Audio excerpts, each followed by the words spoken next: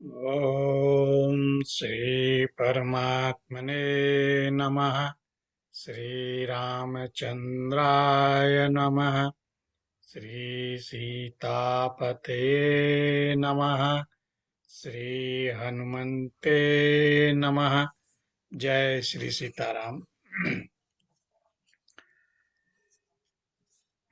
जानुनी सेतु कृतः पातु जङ्गे दशमुखान्तकः। पादो विभीषण श्रीदः पातु रामोऽखिलं वपुः। एतां रामबलोपेतां रक्षां यः सुकृती पठेत् स चिरायुः सुखी पुत्री विजयी विनयी भवेत्।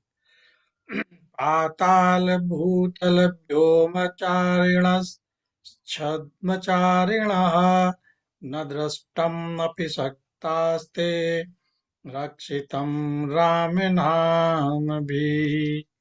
जय श्री सीताराम। इस वीडियो में श्रीमद् वाल्मीकि रामायण के सुंदर कांड से 24वें सर्ग का अध्ययन करते हैं और इस सर्ग में सीता जी का राक्षसियों की बात मानने से इनकार कर देना तथा राक्षसियों का उन्हें मारने काटने की धमकी देने का वर्णन है। और इस सर्ग का प्रथम श्लोक इस प्रकार है कि ततः सीतां समस्तास्ता राक्षस्यो विकृताननाः परुषं परुषा नारहामुचस्त्वाक्यामप्रियम्। अर्थात तदनंतर विकराल मुख वाली उन समस्त राक्षसियों ने जो कटु वचन सुनने के योग्य नहीं थी उन सीता से अप्रिय तथा कठोर वचन कहना आरंभ किया। और सीते रावण का अंतःपुर समस्त प्राणियों के लिए मनोरम है, वहां बहुमूल्य शैयाएं बिछी रहती हैं। उस अंतःपुर में तुम्हारा निवास हो, इसके लिए तुम क्यों नहीं अनुमति देती? तुम मानुषी हो, इसलिए मनुष्य की भार्या का जो पद है उसी को तुम अधिक महत्व देती हो। किंतु अब तुम राम की ओर से अपना मन हटा लो, अन्यथा कदापि जीवित नहीं रहोगी। और तुम त्रिलोकी के ऐश्वर्य को भोगने वाले राक्षस राज रावण को पति रूप में पाकर आनंद पूर्वक विहार करो। अनित्य सुंदरी तुम मानवी हो, इसलिए मनुष्य जाति या राम को ही चाहती हो। परंतु राम इस समय राज्य से भ्रष्ट हैं, उनका कोई मनोरथ सफल नहीं होता है तथा वे सदा व्याकुल रहते हैं। राक्षसियों की ये बात सुनकर कमल नयनी सीता ने आंसू भरे नेत्रों से उनकी ओर देखकर इस प्रकार कहा कि तुम सब मिलकर मुझसे जो यह लोक विरुद्ध प्रस्ताव कर रही हो, तुम्हारा यह पापपूर्ण वचन मेरे हृदय में एक क्षण के लिए भी नहीं ठहर पाता है। एक मानव कन्या किसी राक्षस की भार्या नहीं हो सकती, और तुम सब लोग भले ही मुझे खा जाओ, किंतु मैं तुम्हारी बात नहीं मान सकती। मेरे पति दीन हो अथवा राज्यहीन, वे ही मेरे स्वामी हैं, वे ही मेरे गुरु हैं।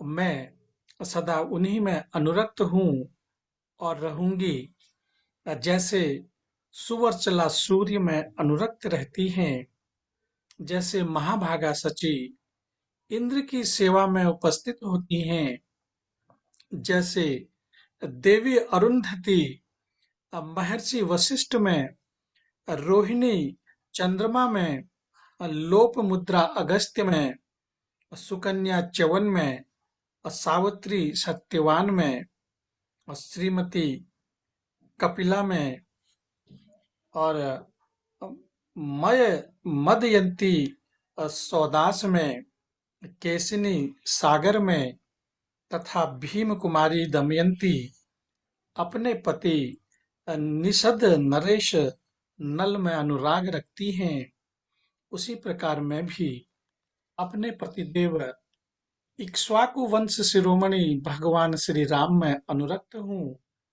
और सीता की यह बात सुनकर राक्षसियों के क्रोध की सीमा न रही। वो रावण की आज्ञा के अनुसार कठोर वचनों द्वारा उन्हें धमकाने लगी। अशोक वृक्ष में चुपचाप छिपे बैठे हुए वानर हनुमान जी सीता को फटकारती हुई राक्षसियों की बातें सुनते रहे। वे सब राक्षसियां कुपित हो वहां कांपती हुई सीता पर चारों ओर से टूट पड़ी और अपने लंबे एवं चमकीले ओठों को बार बार चाटने लगी। उनका क्रोध बहुत बढ़ा हुआ था। वे सब की सब तुरंत हाथों में फर से लेकर बोली कि यह राक्षस राज रावण को पति रूप में पाने के योग्य ही नहीं है। उस भयानक राक्षसियों ने के बारंबार डांटने और धमकाने पर सर्वांग सुंदरी कल्याणी सीता अपने आंसू पोंछती हुई उसी अशोक वृक्ष के नीचे चली आई जिसके ऊपर हनुमान जी छिपे हुए थे, और विशाल लोचना वैदेही शोक सागर में डूबी हुई थी, इसलिए वहां चुपचाप बैठ गई। किंतु उन राक्षसियों ने वहां भी आकर उन्हें चारों ओर से घेर लिया। वे बहुत ही दुर्बल हो गई थी। उनके मुख पर दीनता छा रही थी और उन्होंने मलिन वस्त्र पहन रखा था। उस अवस्था में उन जनक नंदिनी को चारों ओर खड़ी हुई भयानक राक्षसियों ने फिर से धमकाना आरंभ किया। तदंतर विनता नाम की राक्षसी आगे बढ़ी और वह देखने में बड़ी भयंकर थी। उसकी देह क्रोध की सजीव प्रतिमा जान पड़ती थी। उस विकराल राक्षसी के पेट भीतर की ओर धसे हुए थे और वह बोली कि सीते, तूने अपने पति के प्रति जितना स्नेह दिखाया है इतना ही बहुत है। भद्रे, अति करना तो सब जगह दुख का ही कारण होता है। मिथिलेश कुमारी, तुम्हारा भला हो। मैं तुमसे बहुत संतुष्ट हूँ क्योंकि तुमने मानवोचित शिष्टाचार का अच्छी तरह पालन किया है। अब मैं भी तुम्हारे हित के लिए जो बात कहती हूँ उस पर ध्यान दो, उसका शीघ्र पालन करो।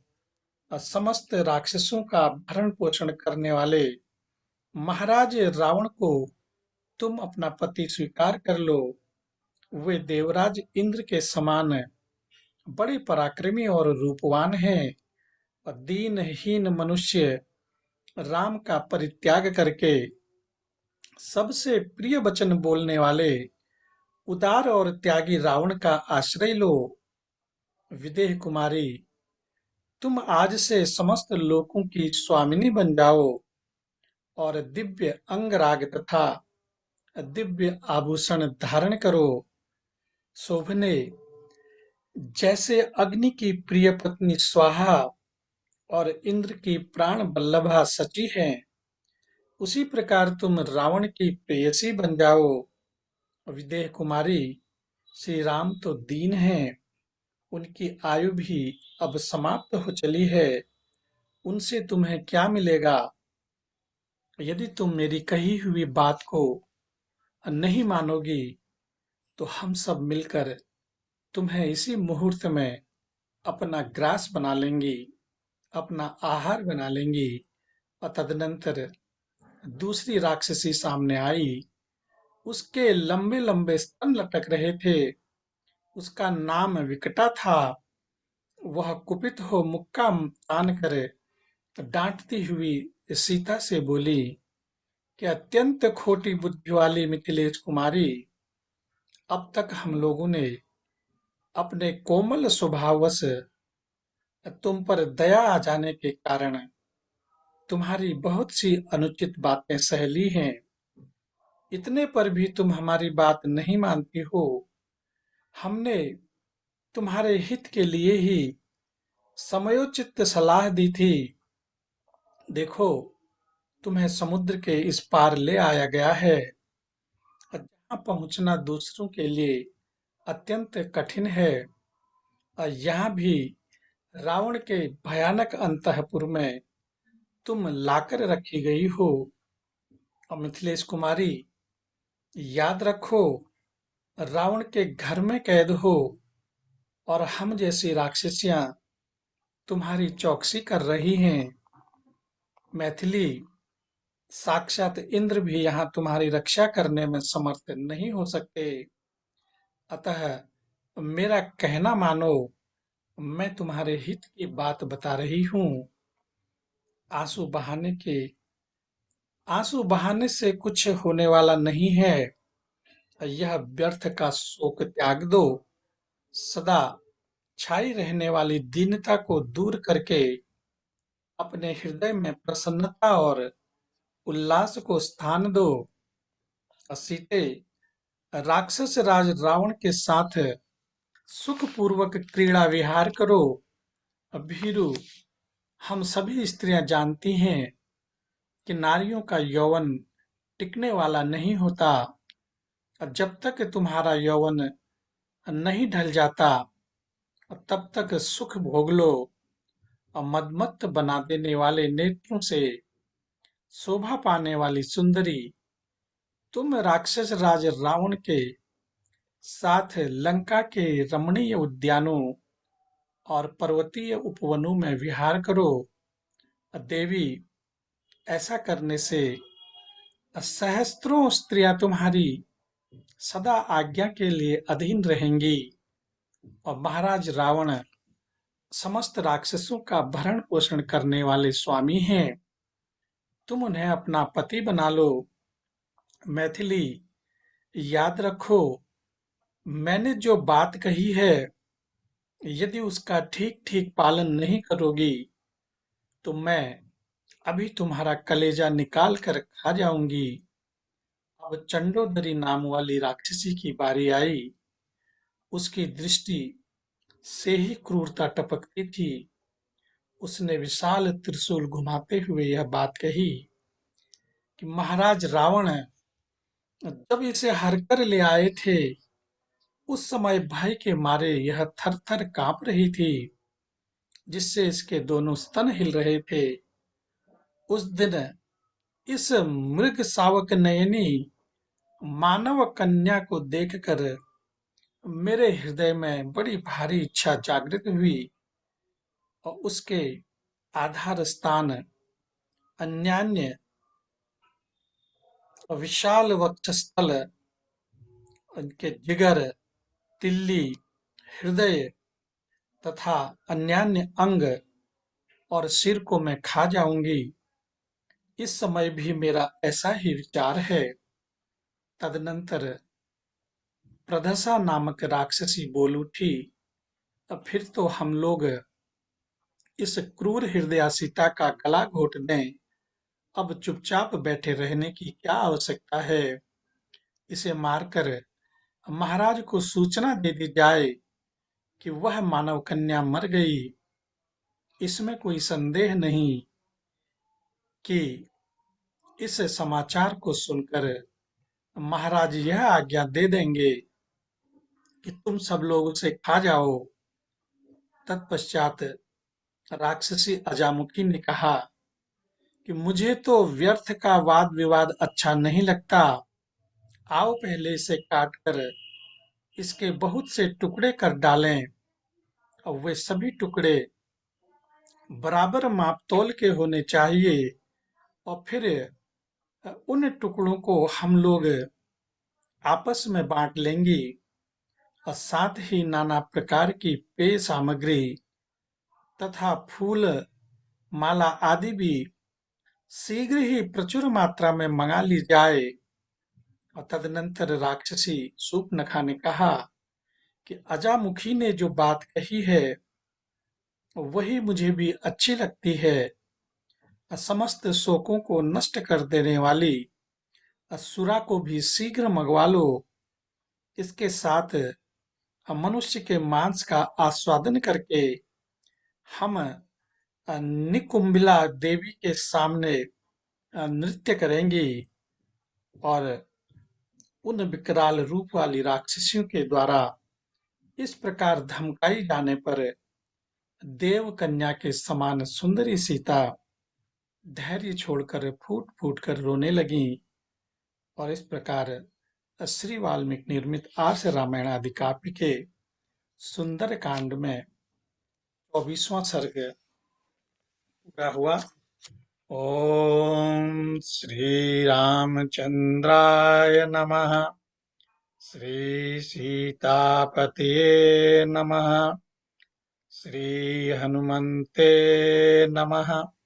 जय श्री सीताराम।